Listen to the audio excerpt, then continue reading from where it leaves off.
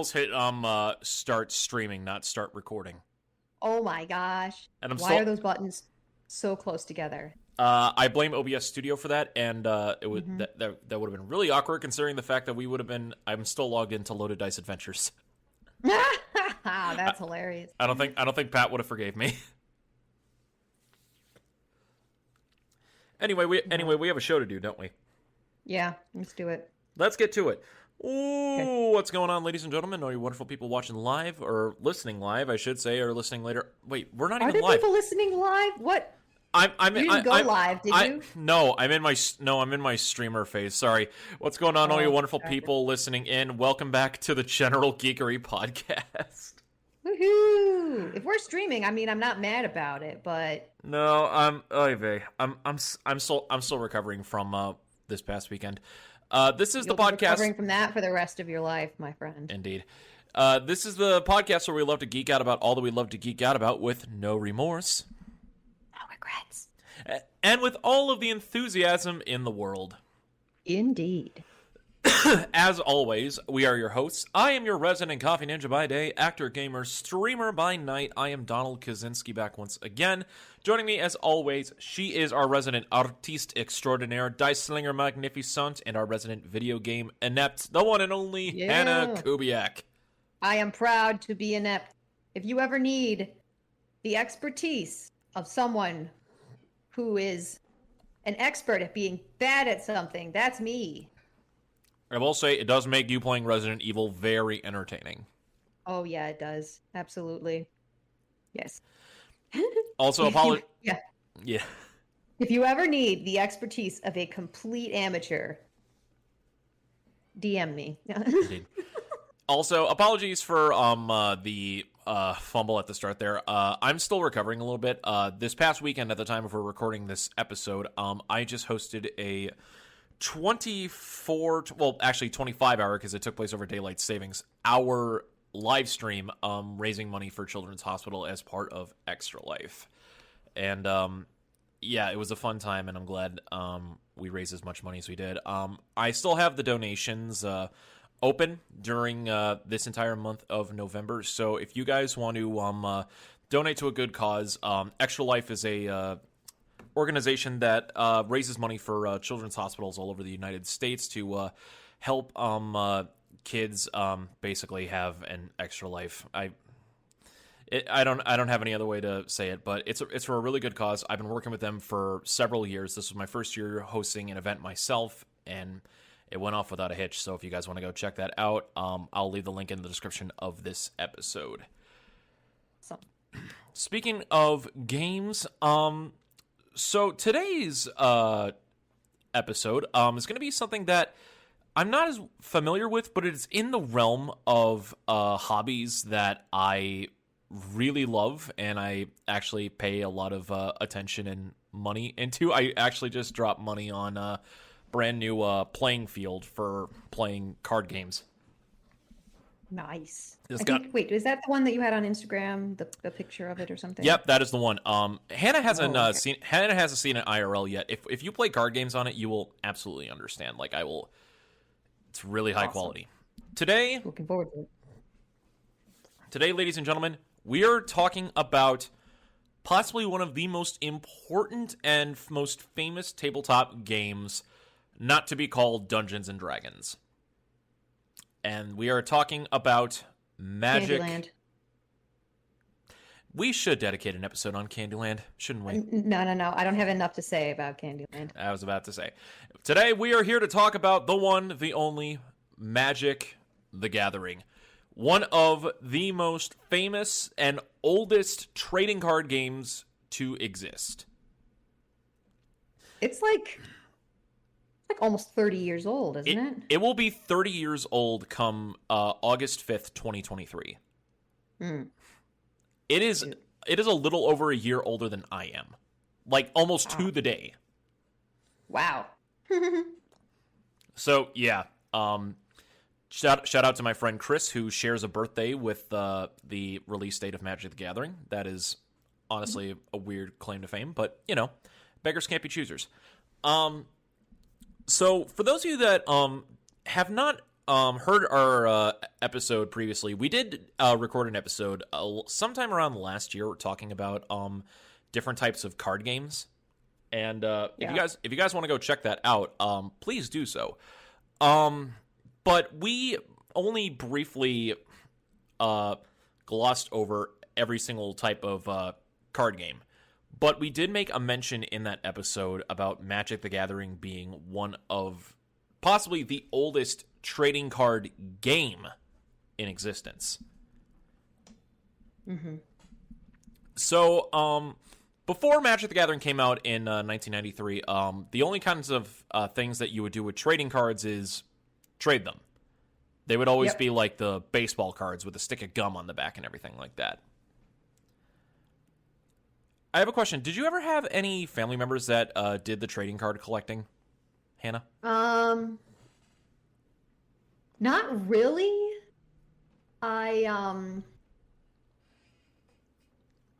recall my brother and sister and I having some like Pokemon and Yu-Gi-Oh, but nothing really extensive. Just like we would just play games sometimes. We weren't really collectors per se. Okay. That's it. Fair enough.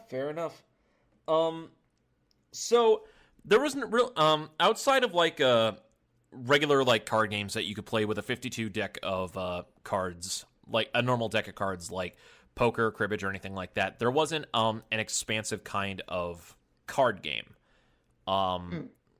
until Magic the Gathering came along in August of 1993.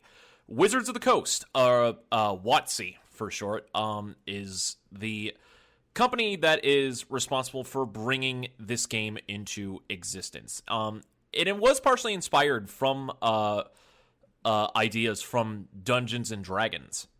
If I'm not mistaken, I think Wizards of the Coast were trying to break into the market with other tabletop ventures prior to them stumbling upon a goldmine with Magic the Gathering. And now Magic the Gathering is arguably one of the top 5 most played tabletop games of all time. Yeah. So, for those of you that do not know the rules of Magic the Gathering, I will try to. I do not. Okay, I will try to lay it out as simply as possible. I have played some games with the Universus system, but and I've been told it's kind of similar to that. So that's my only really.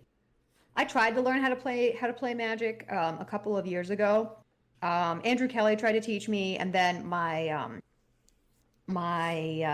D&D group tried to teach me, and I sucked. I did not get it. So I am. It's one of those things that I'm like, okay, I think now I would be okay at it, but at that point, I just did not understand those kind of things. Like, so what you're saying is I wasn't there yet. So what you're saying is I need to schedule an Adepticon to try to teach you card games. Is what you're telling me. You need to teach me how to play Magic the Gathering. I need to teach you how to play. I need to bring in an Star Wars Destiny and L5R and Netrunner and Ashes Rise of Phoenixborn. I need to bring in an expert for Magic the Gathering because Magic is outside of my area of expertise. I've played some Magic before, but it's not my go-to card game. But I respect it as being basically the godfather of trading card games as we know it. Yeah. Yeah, my mom is actually in the process of creating a YouTube channel called Brendan's Boat, where she does unboxings and she and I play card games. So we've played a couple of Destiny games and a couple of Universus My Hero Academia decks. So that's fun. Indeed. Yeah, so she's been working on that. I don't know if she's really released anything yet, but she's been filming stuff. So that's really cool. Yeah, tons of fun. Yeah, she's a really weird empty nester. It's kind of cool. Every single time I hear a story involving your mom, I am just intrigued more and more. Have you ever met her? No, I haven't met her yet. Oh, all right. Well, she came to see Titus, so she I'm- knows that she knows that you played a violent little fuck in my play. That's it. Is that who I am to her? Probably not. Oh man, that. You know what? I don't know if I should take that as a badge of honor or not. I don't know. So, Right. So Magic the Gathering is a game. A standard game involves either two or more players that take on the roles of powerful wizards known as planeswalkers. They have a deck of cards at their disposal in order to be able to battle against other opponents. The deck, if I'm not mistaken, is referred to as the library. Ooh. And in the library, you have different kinds of cards. One being land cards, which you can use to obtain mana in order to be able to summon creatures, activate powerful artifacts, cast spells, something like that.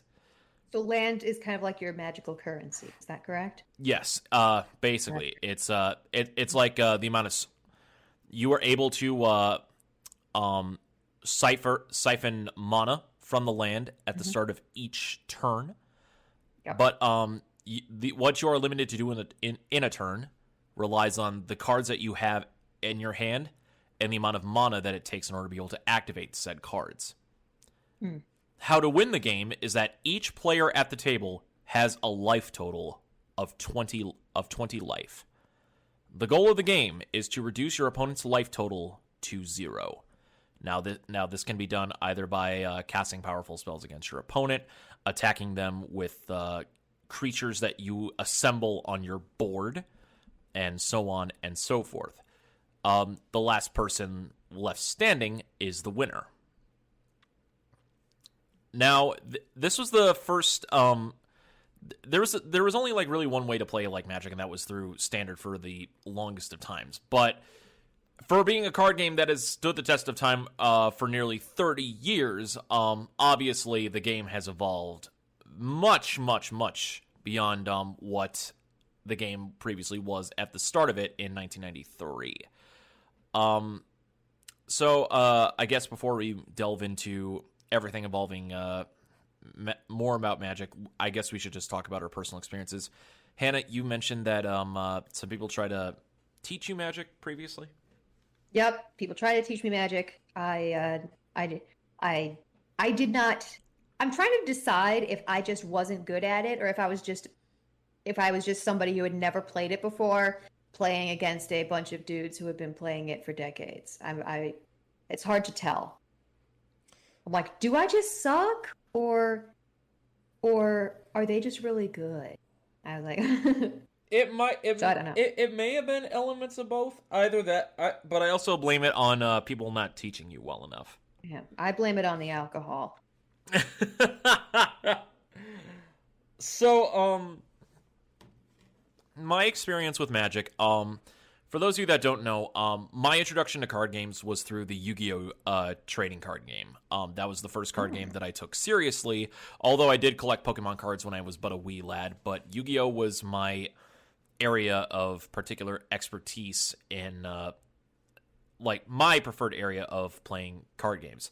I didn't get to play my first game of Magic the Gathering until I was in high school, I would say. And first of all, big shout out to my high school science teacher, Mr. John Kish. I thank you for expanding my mind and helping me embrace my inner geek.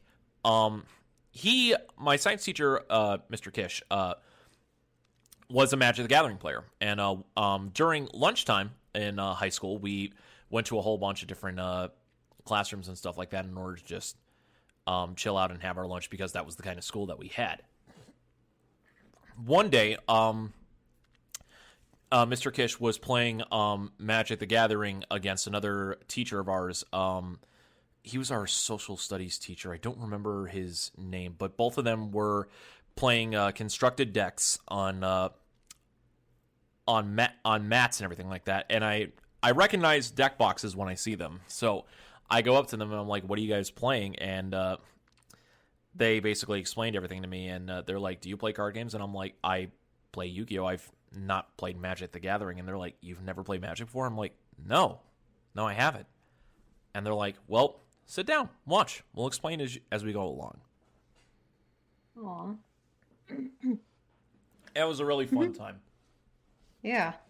Eventually, he got That's nice when people will explain things to you as you're playing, because like you can kind of tell the difference between like I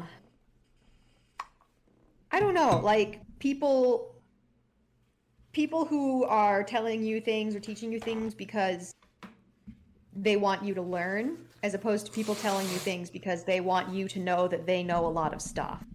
Exactly, and this was, You know? and this was thankfully the former. He spoke as someone who wasn't like a professional player trying to like show that, yeah, I'm the best and everything like that. He was explaining it to me, one, because again he was a teacher, but two, because he had a genuine love for the game.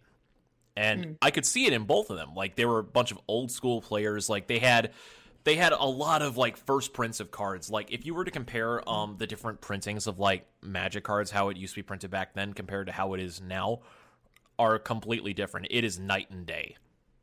Like, there were some cards that they had that basically were older than me, literally. But yeah, and they're like, and they're like, so do you want to try and everything like that? And I'm like, I don't even know where to begin. And basically, what he did, if I remember this correctly, because I was in a science club after school at the time, we were doing a Rube Goldberg project, and there were several other people with me. That is the nerdiest thing I've ever heard. Well, that's awesome. Yeah, a little bit of behind the scenes into Donald's high school life. He took a couple of us aside that were also interested in it, and he's like, okay, so what we're going to do is, as all of you should express interest in this, we're going to do something called a draft. And he brought out this box of common Magic the Gathering cards. He said, what this is what is known as a cube. This is all the cards that you guys will be allowed to play with. You guys are each going to construct a deck from these cards, and I will help you along the way with it. And we're going to have a little bit mini tournament in order to be able to play. Okay? So let's begin. And for literally an hour and a half after school, we did that and had a little mini Magic the Gathering tournament. I don't remember who won, but I remember having a really fun time with it. Yeah. And that was really like my first time like experiencing something like that outside of my usual card game habits. Like, and it's something that I've taken with me, and honestly something that I try to introduce through my streams. Like, lately on my streams, I've been doing a lot more Yu-Gi-Oh content, and I want to have people play with me, not for the point where I want to show that I'm the best, but also to share my enthusiasm, you know? Right. Yeah. Yeah. And Yeah, I think the thing that confused me about it was I could not understand like there were some creatures that could attack you, like they were flying creatures, and so sometimes you couldn't block them and sometimes you could, or something like that, and I just would always forget about that rule. oh yeah, the keywords. Yeah. The keywords were so confusing to me. And like yeah, like when I was playing with Andrew Kelly, he kept on having to remind me. He was like, now this one does have the fly keyword, and I'm like, what does that mean? You know? And yep. And then I was playing when I was with the D&D group, I was playing a deck that was it was Andy Montano's like best deck that he had constructed. Like, it was apparently unbeatable, but even with him helping me, I could not play it correctly. He like kept on trying to advise me, and I was like, I don't understand. I don't get it. What the hell? Why? Wait a minute. What do you mean I can't play that now? And they're like, well, because you're stunned or something like that. I don't even remember. But I was like, for some reason, I was just like, there's nothing I can do. You said this deck was good. And he's like, I don't know what's going on. I mean, there's a difference between two people piloting the same deck. between Well, someone who I was playing it. He was like, well, what I would do here right. Well, there's is something like this. I mean, there's always a difference between someone who's had years of experience in the game and knows what they can do, like snap of the fingers like that, and helping someone who's new and trying to learn. What I personally would have done, I would have gotten like two different sealed decks, and then have us play against each other and teach you as we went along as certain things came up. Because that was also like how I was taught as well. So, I mean, that was just my experience, like starting off. But you were just thrown like straight into the wolves, from what I'm hearing. Yeah. And I feel really bad. Oh man. It's interesting. I was gung ho to learn, but yeah, I just was not great. So I feel like I'd be better at it now, like I said before, though.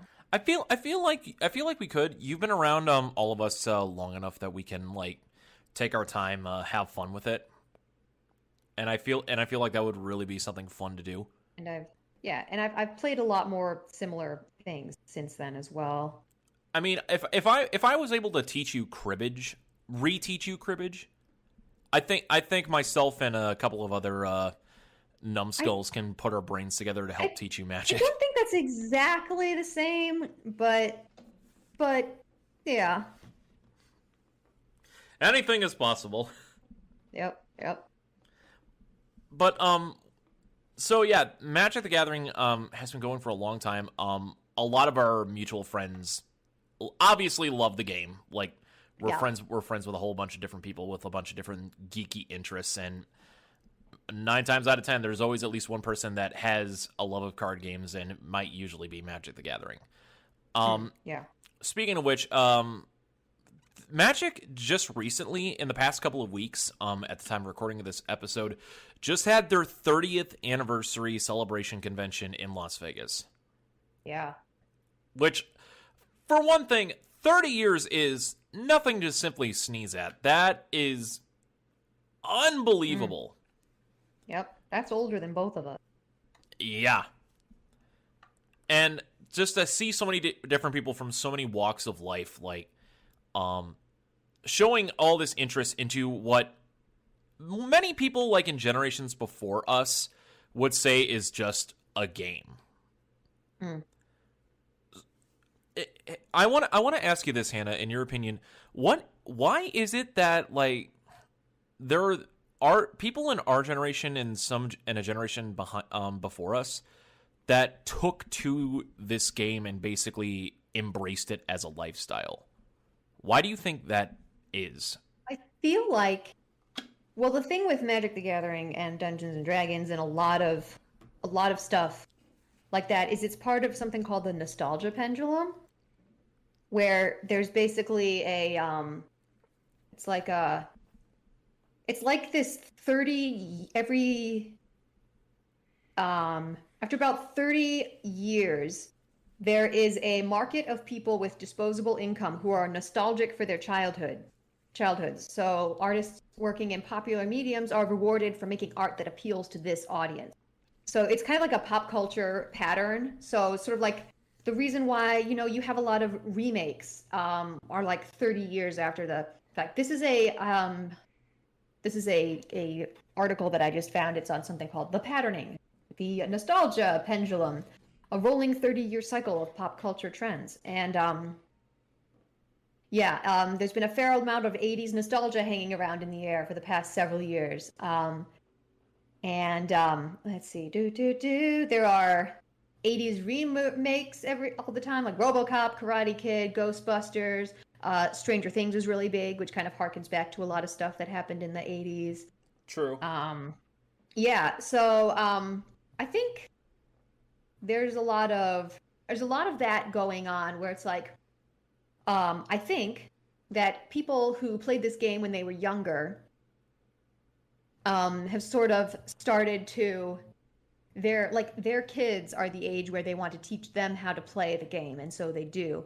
So it's kind of having a resurgence just because of the generations passing things on, passing on the things that they love. Yeah, I can see that. I can definitely see that. I mean, it's also kind of like the similar way like I in the recent years like got back into the Yu-Gi-Oh card game after not playing it or thinking about it for so many years. Is that now I'm at a point in my life where I'm like I can refocus on it again, and it's a hobby and it's fun again. Yeah.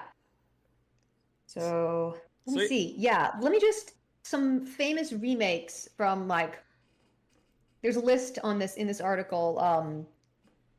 Some famous remakes from the past like 20 years that kind of fit into this time frame of a nostalgia pendulum. So there was the Star Wars in 1977, A New Hope, and then 22 years later, we've got the Phantom Menace in 1999. Planet of the Apes. The first one was in 1968, and then the sort of the remake reboot was in 2001, 33 years later. Carrie, 26 years. Dawn of the Dead, 26 years. King Kong, 43 years. The Omen, 30 years. Raiders of the Lost Ark in 1981, followed by Indiana Jones, Kingdom of the Crystal Skull in 2008, 27 years. Tron, 1982, and then Tron Legacy, 2010, which was about 28 years. Jurassic Park and Jurassic World, 22 years. Ghostbusters, 32 years. Beauty and the Beast, 26 years. So, like, a lot of them, they're in that sort of like 20-ish, 30-ish years, average of 30 years between like a movie that was kind of big and then they did a remake of it. Right. Which I find really interesting.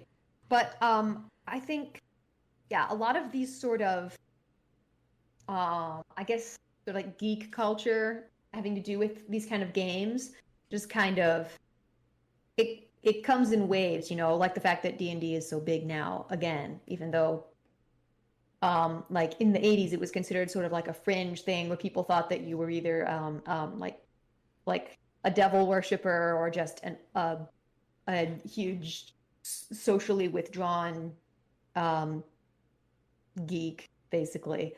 Like now it's like everybody plays Dungeons and Dragons, basically. It's ridiculous.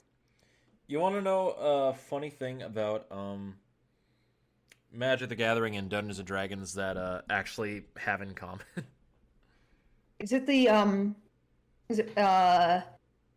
gosh, what is it? The Guildmaster's Guide to Ravnica? Is it that? No, both of them have starting origins in Wisconsin. In Wisconsin. Oh, perfect. Oh, that's awesome. I mean, what a Wisconsinite, like a guy named Gary Gygax. He's got to be from Wisconsin. So, all right. So, basically, Magic the Gathering was debuted at a tabletop gaming convention known as Gen Con in August of 1993. And as it so turns out, that year's Gen Con took place in Milwaukee, Wisconsin. Wait, August 1993? Yes. Ha! I'm older than Magic the Gathering. Damn it! By like a month.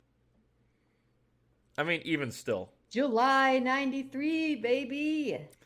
But I think what set Magic out, apart from like other games or something like that, was after like the first release and stuff like that, then the expansions started happening. So all of a sudden you have in the mind, it's like, oh, wait. So everything is not limited to just this set of cards. There's more coming? Excuse me?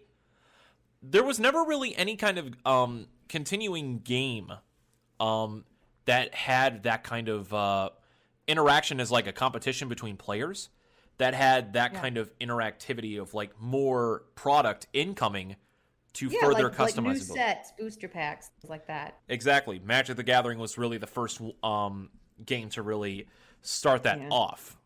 I mean, comparing it again to D&D, I mean, yeah, we had the different versions like 5e and everything like that across different generations and stuff like that, and then everybody else had their own homebrew campaigns. But this was more of different like a subclasses, new spells, different races, things like that. Yeah, exactly. there's always stuff being added. This was something that was a little bit more generalized and accessed by the entire player pool. And so I think that drew in like a lot of people, and it's obviously like exploded ever since, because now not just Magic, but almost every trading card game that has like a continuing set releases follows that standard of set release, and then side products being a thing, and then eventually starter and structure decks in different card games and stuff like that, based around certain mechanics or features. It's just an ever evolving and expansive like realm that is just so unique to the trading card experience of tabletop games. Yeah, I gotta say, I've always been kind of overwhelmed by that sort of system where there's constantly a new set coming out and stuff like that. Like this happens with a lot of these kind of games that I play, where like you've got a set, and I'll be like playing around with it a little bit, and I'll like find a deck that I like, and I'll be like tweaking it and doing stuff and playing it a lot, trying to get good at, just like enjoying the experience of getting good at playing this one particular deck. But then there's tons of other things that I've never even used certain cards ever, even though I have them or something. It's just kind of like it overwhelms me. It's like I like to take my time and enjoy specific aspects of the game, but then I have this sort of like fear of falling behind kind of thing. And honestly, I think this is where technically Magic has a little bit more fluidity compared to other card games, and that is in its multitude of different formats. Hannah, do you know what a format is in terms of a trading card game?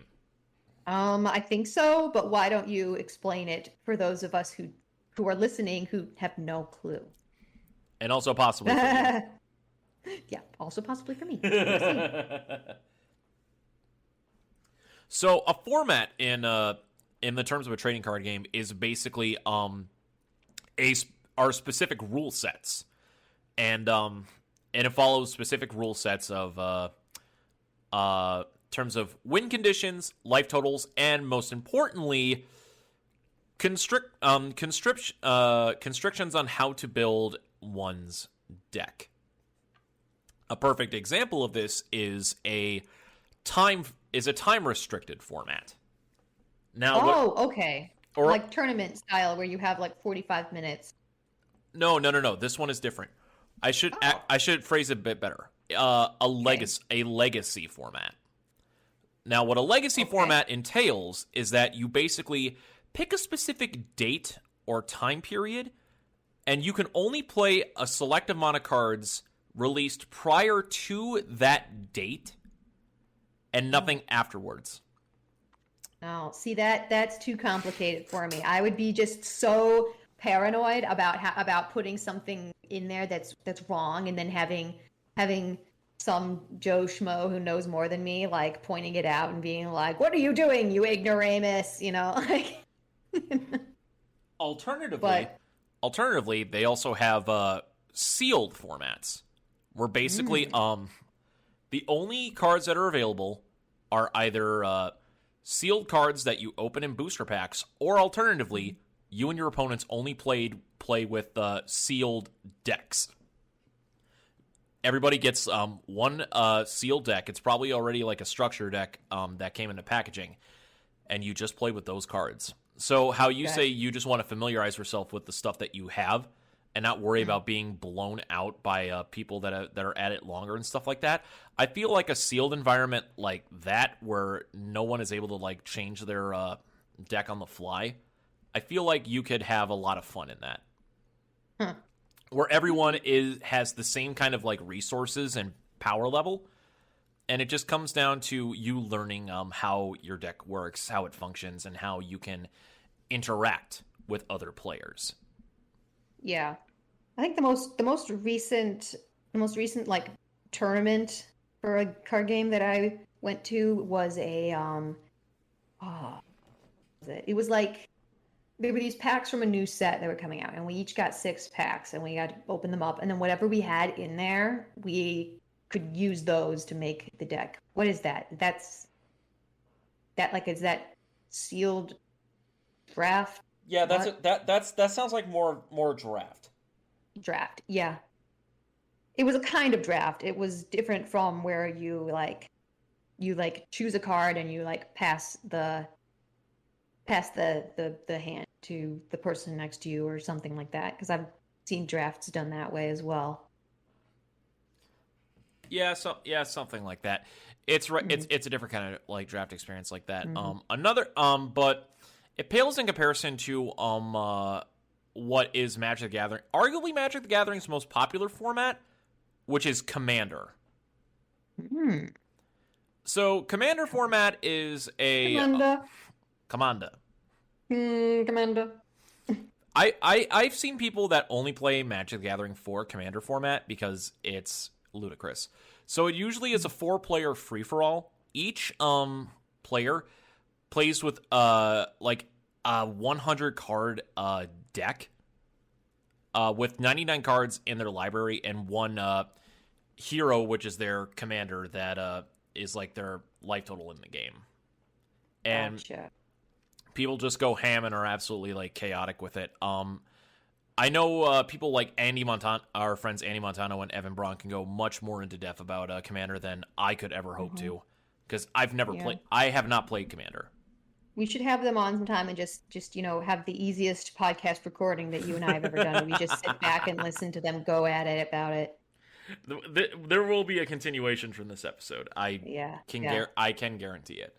But But yeah, Magic the Gathering has so much like accessibility with like all these different like styles of play that intrigue a lot of people. And honestly, how a lot of people in the community are very welcoming for like new players coming in, for the most part, is just absolutely, it warms my heart.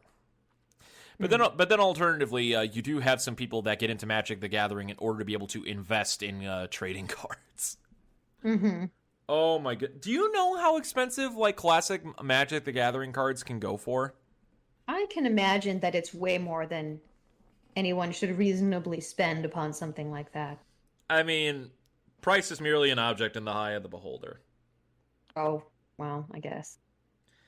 But but for some pristine 30-year-old cardboard, I'm just saying,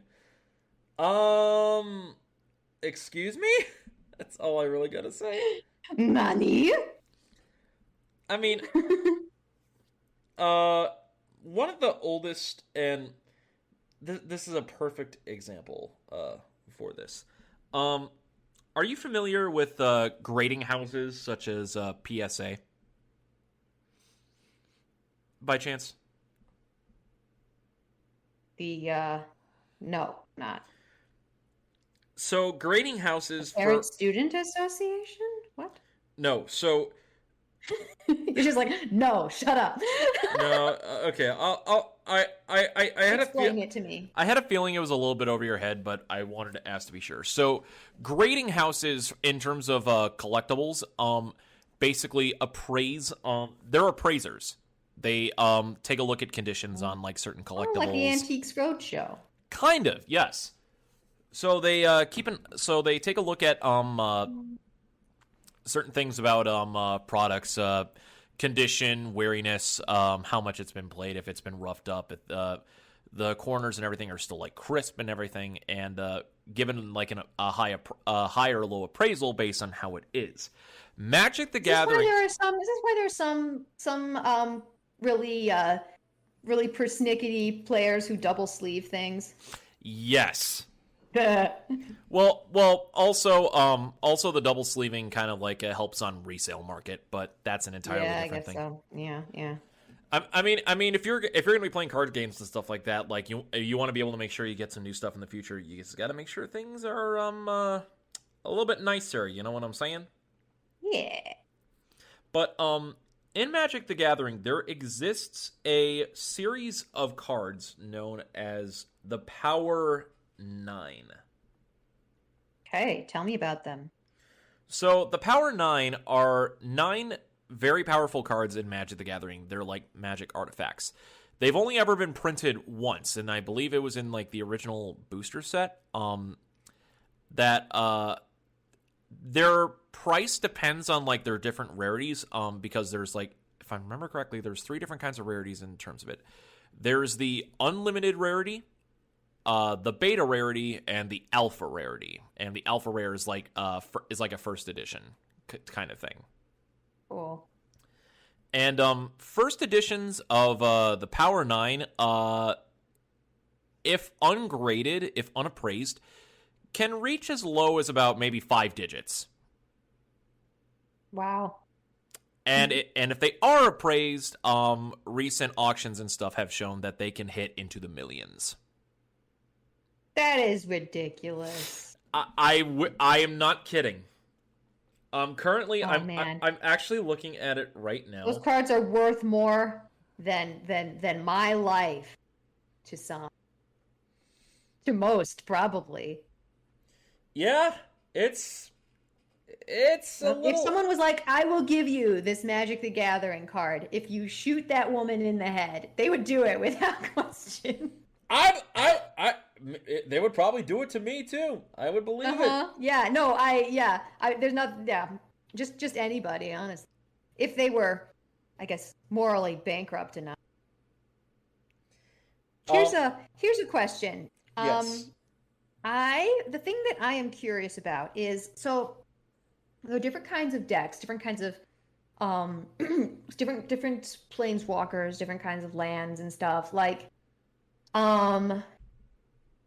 there are sort of like different kinds of decks like that, right? Like for people being like, oh yeah, no, this is a classic blue deck. Like, what does that mean? So, on each Magic the Gathering card, do you know how they are different colors? Yes, of course. Yes. It's the different realms that they belong to. Each right. Yes. And the colors of the land represent the type of mana you need in order to be able to bring out cards of that similar color. Oh god. It's color coded to help certain things. Now it would behoove you to have a monochrome thing, yeah, so that you could pay for anything with anything. You would think that, but there are. You'd like to think that, wouldn't you? There are decks where you can be completely one color in order to be able to do it, in order to be able to like go for it. But there are some stuff that exists that will work better when you mix together different colors. Oh, God. So there are 5 primary color lands in Magic the Gathering. You have Swampland, which is black. You have Mountain Land, which is red. You have Ocean or Island, which is blue. You have Forest, which is green. And yellow, I believe, is the Plains, if I'm not mistaken. I think so. That sounds right. If there's that sounds. Hold on. To Google. Get off my keyboard. Come over here. The cat. No, don't put your butt there. Yep. It's like, I will sit on your keyboard. Yep. The great. The 5 colors in Magic the Gathering: white, blue, black, red, and green, and they are the respective different lands as I mentioned. Yeah. So yeah. A classic blue deck would be cards that specifically work with the color blue mana in order to be able to gain specific advantages. Mm-hmm. And are there different strategies for different colors of decks? There are some strategies that are very unique to specific kinds of decks. Red decks, for instance, can play something that is known as a burn strategy. Burn strategies are when you use artifacts or special effects in order to be able to reduce your opponent's life total without outright attacking them. Gotcha. So they play a very aggressive kind of style. Mm-hmm. The black, a normal black deck can kind of do this as well, but they revolve a little bit more more stealthily means they play a little bit more control like. Yeah. And then you have when I was playing in high school, I played a little more of a white and blue deck, which involved a lot of swarming the field with multiple creatures as much as possible. Gotcha. So yeah, there's a lot of like thought and strategy that goes into building a deck, and before you even had a game with an opponent. Cool. Yeah. I really enjoy just control decks of any sort. I enjoy saying nope. Which is why I'm a practitioner of jujitsu, because that's basically what that is. I already have like 3 different decks in mind for if I ever teach you Yu-Gi-Oh! To teach you how to play. Yeah. Just based on that statement alone. Yeah. Well, yeah, my if I had a superpower, it would be shutting things down. Just be like, nope. It'd be like, nope, calm down. Nope, don't do that. Nope, that's violent. Nope. I just imagine you would just be the positive version of the character Consuela from Family Guy. Just be like, no, you can't do that. No, thank you. My goodness. Yep.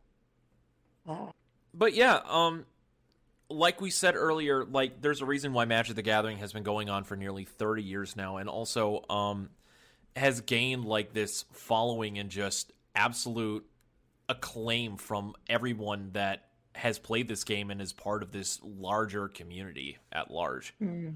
Yeah. Also, I want to take this opportunity to shout out our friend Evan Jacob Braun of Dark Pack Cosplay, who has been a guest on our show numerous times before. He recently was at MTG 30 in Las Vegas, and he actually won first place in the cosplay contest. It was such a cool costume. He took Twitter by storm. It had actual smoke coming out of it. Yes, I'm like, how can I do this? Like, my ideal costume that I want to do. So Hannah, you know my steampunk devil painting that you did for me, right? I've completely forgotten about it, man. Like the reason that we met, nope, no idea what that is. Bruh. But Yeah. one of my ideal things is to have like a very nice, a cool like Victorian era style like gas mask and everything. But just to be able to like manipulate it so that there is smoke coming out of the respiratory area. Oh, that's cool. To make it like otherworldly. Like that is a dream of mine. Like your mouth is an abyss to hell. Yes. Exactly. Oh, and speaking of like, oh man, like, can I just say the art that is on some Magic the Gathering cards is just absolutely beautiful. Yeah. Except for the backs. The backs need to be updated. They've been the same for how long? Is it still the same? Like this sort of brown with some like a border and the word magic in the middle. Yeah, I feel like they have been the same like that for a while, but I mean, to be fair, it's a classic design and kind of keeps everything kind of harmonized in terms of showing which cards are different. So it's for brand and consistency's sake.